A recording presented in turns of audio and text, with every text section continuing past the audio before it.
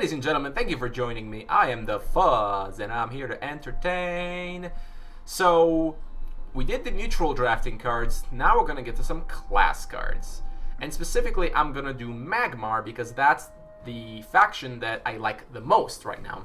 And that's the one I've drafted several times in a row in the last, 7 gauntlets with mixed results. I mean, it could have been better, but I also run up against some really tough decks. But nah, it's just a faction I like. They have the potential to build some really, really powerful decks. So anyways, let's take a look at what they got, what you should be picking as Magmar, and what you should not be picking as Magmar. Alright. So first up, you got Amplification. I think this card is completely useless, because 3 attack for 0 is nice, but the minion has to be damaged. That's kind of hard to pull off sometimes. I think it's just too inconsistent. So, using the old categories, this is trash. Dampening Wave, though, is alright. I actually like having 1 or 2 because you can basically use it as a 0 mana, your big creature kills their big creature, or even your general kills something without taking the damage. So, good tempo card. 1 or 2 is decent. I wouldn't go more, though, because you might not be able to use them. Important thing is, this effect is permanent, so if the creature survives, you can just beat up on it next turn. Or you can even hit a creature that you will attack in the following turn. So there's that. Flash Reincarnation. This card can be ridiculously powerful, but sometimes it's also really bad. It kind of depends on your deck. If you have a lot of bigger creatures, then flashing like a 6-drop really early can be powerful.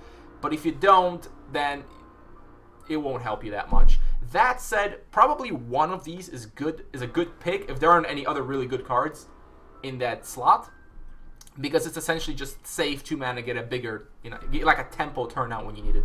Sometimes you need to get a Magmar or Warbeast out for 2 less mana, whatever. But too many of these becomes bad because you won't be able to use them on anything. Greater Fortitude is a good card. Plus 2/2 for 1 is pretty efficient. Helps you get good trades, you can get a quick advantage on the board. Also keeps creatures out of natural selection range. Pretty good card. Wouldn't go overboard, but 2 is fine. I think even 3 is alright, so yeah, just decent. Dire Tide Frenzy is alright. It basically is like a substitute Magmar Warbeast if you don't have that. It can actually be quite devastating if your opponent doesn't play around it properly, because +1 attack does up the damage range of quite a few creatures. 2-drops can now kill other 2-drops. Sometimes this isn't even good to play just right after you play the 2-drop to kill their 2-drop and then deal 3 damage. So, good card, but I wouldn't pick more than maybe 2 because you have to have something on the board to make it work. Otherwise, it's just dead. Probably just pick 1 and you're good. Iridium Scale, your general gains Frenzy. I haven't played much with this card. I suppose for 2 mana it's not too bad. It's obviously really good if you have Claws or something. And Claws are a good card to pick. So that'll depend on whether or not you have Claws. But otherwise it's not too bad even, because just getting that area of effect can sometimes be what you need. I would say it's like on the border of alright and meh, with variants depending on your deck. Going up if you have other weapons. Kujata. This thing is kind of like Flash Reincarnation. Fun card. Obviously it's really good to start with this, but otherwise it often doesn't do anything. I don't know. This is exactly a constructed card. You use this card to go for a specific type of deck. In this case, it's ramping up big creatures, but you often don't get to do that. So, if your other 2 epics aren't too good, yeah, this is fine. Or if they're, not really great or anything, but if it's up against something decent that you can use, then go for that. You want a card that you can always use, not a card that's sometimes really good, sometimes pretty bad. It's a 2/2, so it's not going to do that much on the board. And later on, it can literally be completely useless. Mana Burn, oh how I miss thee. It went from basically auto pick to like a localized Tempest. Honestly, I don't like this card very much because part of the appeal of Tempest is the fact that it hits things like in the corners. When your opponent tries to put something to get away from you, like Pyromancers, Veil Hunters, stuff like that. Mana Burn has a limited range and it hits everything. not just your opponent's stuff. So it's kind of trash, but sometimes it's area of effect. But the thing is, Magmar has many better options for area of effect than this, so you can safely just pass this up. Natural Selection, it's mostly a good card. It's like the only, efficient removal you have left. Sometimes it doesn't work out very well because there'll often be like a small minion on the board that you can't reach, like a Jaxi token, and then you can't natural selection what you want, so it can be clunky because of that. That said, it still does the job. You kind of have to pick it sometimes because it is removal. But I'm just going to mark it as an alright card, not necessarily good because of that inconsistency. But probably picking up one regardless is a fine choice. Tremor. I actually have not much experience with this card. I picked it maybe once or twice. It tends to not do that much. You can almost compare it to the Repulsor Beast, but it's worse because it only stops them from one turn. Stunning a minion does not prevent it from counterattacking. So I don't think it's too good. I'm going to call it meh, but not trash, because it can sometimes buy you some valuable time by stopping 2 critical creatures, for instance, so that they can't do any damage to you. But it's not really a great pick. It can help you come back sometimes. So if you don't have response cards otherwise, this is something you consider. Otherwise, not really. Young Silithar, good card. One of the best 2-drops you can get. Very annoying because of Rebirth. Basically, I've drafted as many as 4 of them and never looked back. Great card. Earthwalker, decent 3-drop. It's alright. Usually you want to put it so that it can grow at least once, and then as a 4/4 it's pretty decent.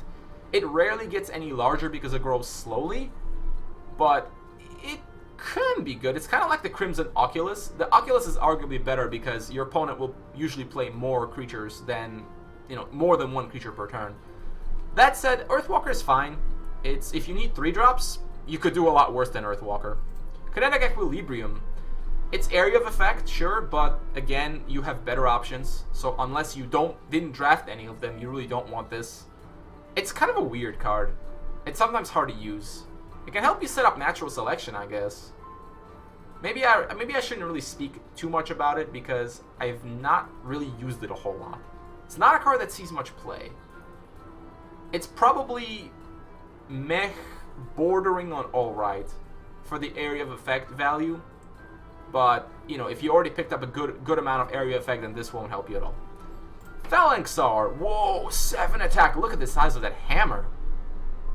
This guy is a chef on the side. He makes pancakes out of faces. Unfortunately, he has 2 health, which means it's basically... your opponent is rarely going to face check this. He'll just send a 2-drop at it, so... yeah, it's pretty meh, but not trash. But almost trash, but meh. Primordial Gazer, it's basically like Greater Fortitude with a 2/2 body for 2 mana attached to it. It's alright. It's almost good, and maybe even it is good. The extra 2/2 can help you get a good trade on the board. It's just that the 2/2 body that he leaves behind is often just insignificant, and Greater Fortitude is good because it's efficient. It does that thing for 1 mana, leaving you room to do other stuff. But it's not really a 3-drop, unless you're backing up a previous 2-drop, which could be the case, but often isn't. That's alright.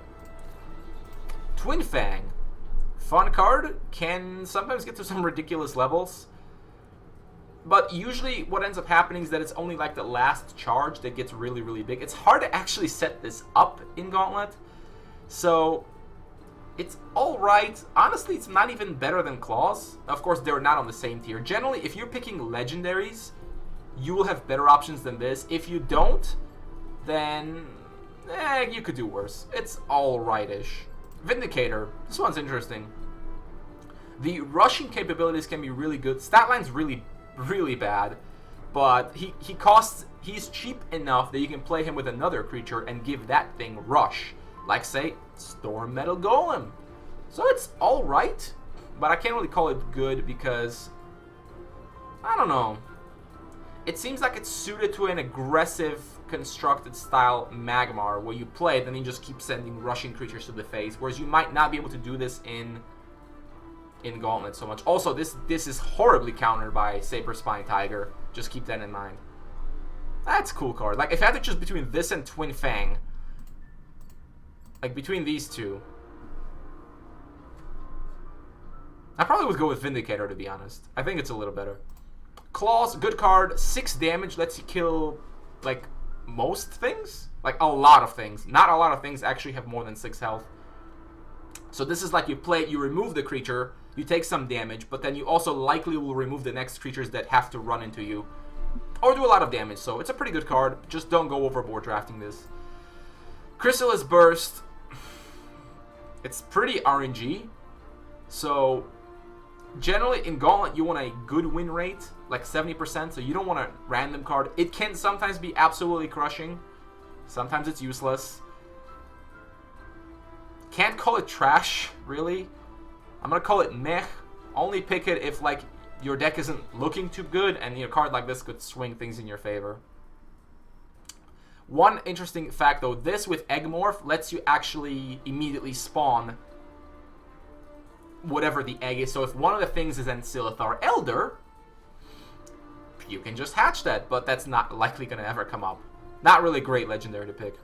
Earth Sphere is actually alright if you picked a more aggressive style. Like, it goes really well with Claws, because with Claws you get a lot of tempo by killing multiple creatures, but you take damage. With Earth Sphere you stabilize the damage, and it ends up being pretty decent.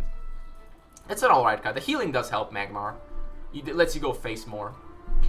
Eggmorph, I really don't like this card, but sometimes you have to pick it because it's removal, and you don't have any other removal sometimes. Natural selection isn't always reliable. I guess it's alright. You probably should pick one, at least, if you don't have any more pressing rares to choose from, just so that you have some removal, but 4 mana is a bit pricey, and you have to attack the egg as well. It does have some cute interactions sometimes, though, like with the Crimson Oculus. When you play this on your opponent's minions, the Crimson Oculus gets buffed because the egg is considered to be summoned. Kind of a fun side note. It came into play in some of my games, but not that big of a deal. It's alright. You should probably pick one just to have it.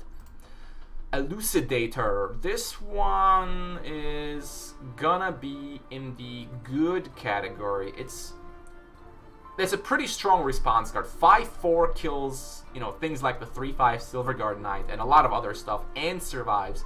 You take 4 damage, but this is why you picked something like Earth Sphere to help you recover from that. Now, of course, you don't want to pick too many of these because you don't want to do too much damage to yourself. But, Tiger is good. This is like a super-sized Tiger. It tends to do pretty well as long as you don't have too many of them. Grimrock, the next Grow minion. It's alright, actually. It's kind of like... It's exactly like Earthwalker. If it grows once, it's better than the otherwise highest stat minion, like Hailstone Golem, becomes a 5/6. If it doesn't grow, it's obviously worse because 3/4 it's a lot worse. But it's worse by more than the Earthwalker. That said, growing by 2 means you can spiral out of control really quickly. Nice card, honestly, but you don't want to have too many because it doesn't stick on the board very well. But it's alright. Thing is, you usually have better 4-drops than that. Mind Steal. Steal a random minion from your opponent's deck and summon it. Pretty RNG. You could get lucky and steal their biggest cards, or you could steal a piece of garbage worth 2 mana and then you're really sad. I wouldn't recommend picking RNG cards in general because you don't want to randomize your game. So experiment at your own risk. I'm not even going to assign a rating. To me, I would never even consider picking a card like this. But if you're feeling particularly adventurous, have at it. Veteran Silithar is another good card, very solid 4-drop. Only 1 less health than the Hailstone Golem, but the rebirth means it's really sticky and annoying to kill. And occasionally, your opponents will let it come back, which is just great value. Colossus, the last and the biggest of the Grow minions. He also takes the biggest risk, because again, if he grows once, he's insane. A 5/11 is a huge threat. But if he gets dispelled, for instance, he's completely worthless. A 1/7 is just a joke. So you take a big risk with this guy. That's why you don't pick more than like one ever, if any at all. And you kind of save it for later. You drop it down and see if they can deal with it. If they can't, they most likely just lose because it grows way too quickly. But playing this on 5 mana as your turn and then it getting silenced or dispelled is really bad. Or even if it gets hit by natural selection or something, you don't want that to happen. So it's all rightish, kind of high risk, but you're okay. You'd be fine not to ever pick it. Metamorphosis is a great card. It's really powerful removal. It's like Eggmorph, but it also lets you kill all their other minions, or at the very least, it kind of prevents them from doing anything. Since if they're 1/1s, they're not going to want to attack anything. They're going to want to go back to their normal form. So it's really powerful, just a board sweeping effect. And if you have a Spirit Harvester, clears the whole board. Really powerful card if you can pick that. Plasma Storm, good card. Even though it costs 5 now, it's still really powerful. It will still clean up boards for you. It will catch you up against a lot of situations. You should definitely pick a Plasma Storm or 2, but don't go overboard though, because it does cost 5 mana, which will take most of your turn. Harvester, great card. It's like a Plasma Storm with a 5/5 body. Well, not quite, but the 2 damage to everything usually means you can clean up a board full of garbage. Sometimes even doing 2 damage to one thing and killing it is pretty good. I can't stress this enough. This is basically, I think, the best rare you can get as Magmar. I have drafted as many as 3 of these and never regretted it. It's really, really powerful. Fractal Replication, fun card. It's sometimes hard to use, but usually if you hit something like Veteran Silithar, you'll get way too much value. It can be pretty good, but often isn't, because you have to have something like worth at least 3 mana to even use it on. Ideally 4 for it to actually count for something. Otherwise, it's just a meh card. And it takes some setup, but it can be really powerful. It's all right. Like, if you're picking this as an epic and your other choices aren't great, they're not Magmar or Warbeast, yeah, you can pick one of these up and it'll probably serve you well, but don't have your hopes up. You might have games where you have this in your hand and you can never use it because they just kill everything you play. Warbeast, or as I like to call it, Magmar Windbeast, because this card is just bonkers. You pick it. If you see this as an epic, you just pick it. There is no better epic you can get as Magmar. You can draft as many as 3 of these. I probably wouldn't go more than that because it isn't always amazing, but it usually is. And it usually has a pretty big impact. And having several of these can be really tough. Great combo, for instance, with Great Fortitude, just slam for 6. Usually huge impact whenever it hits the board. Even if it just kills one creature, it killed that creature, dealt 4 damage to face. They will likely just face check it, so they dealt 8 damage to them. Good card. If you see it, you pick it. Bounded Life Force. This one is kind of curious. It's basically a finisher. That's all it ever is. You equip it to deal 10 damage to kill them. It's kind of like Spiral Technique in that sense. It's alright, but not really an epic you should consider unless it's up against trash. So we're going to call it mostly meh, but could be reasonable. You will occasionally be able to use it to heal yourself, but very rarely. But I've had this card save me from defeat before, so I'll say what it is. Silithar Elder. Oh my god, that is a godlike card. Basically, this guy can just win the game by himself. Huge beat stick. And if the egg is not answered, it's an automatic loss, basically, unless you're just being crushed on the board. Probably the best legendary you can get. I mean, just look at this guy. He can just keep spawning eggs, which then spawn elders, which then spawn more eggs. It's a really scary. It's a really scary creature. It's maybe the only 8/8 you'll try to play behind your general so it doesn't get killed. Basically, in any protracted game, this card just will win you the game because the amount of value you can generate is absurd. Or maybe you'll occasionally get him through Chrysalis Burst, but I wouldn't hold my breath. It's a pretty sick legendary. I can maybe think of 1 or 2 others I'd even consider picking over this. Something like Red Sinja might sometimes be better as a immediate response card. But otherwise, it's a pretty juicy legendary, I'm not gonna lie. Unstable Leviathan. This one's interesting. It's basically a Dragonbone Golem. The fact that it's 11/11, not 10, makes very little difference. The effect is kind of bad, because the fact that he can hit... Okay, first of all, he can hit himself. Or you. So there's always 2 bad targets, at least. So your opponent has to have 3 things on the board, with their general included, for this to have even like a 60% chance to get a good result. Nah, it's meh. Probably. Nah, it's probably not trash because it's a big body and it could sometimes be good in the late game, but not really something you should be picking because the effect is just a bit too random. And yeah, it could screw you. I have actually seen this thing hit my opponent twice in a row, 2 turns, one after another, and cost him the game because he took 8 damage for nothing. Fun card, but realistically, not great. Yeah, we gotta call it a mech card. So, that's my analysis of Magmar.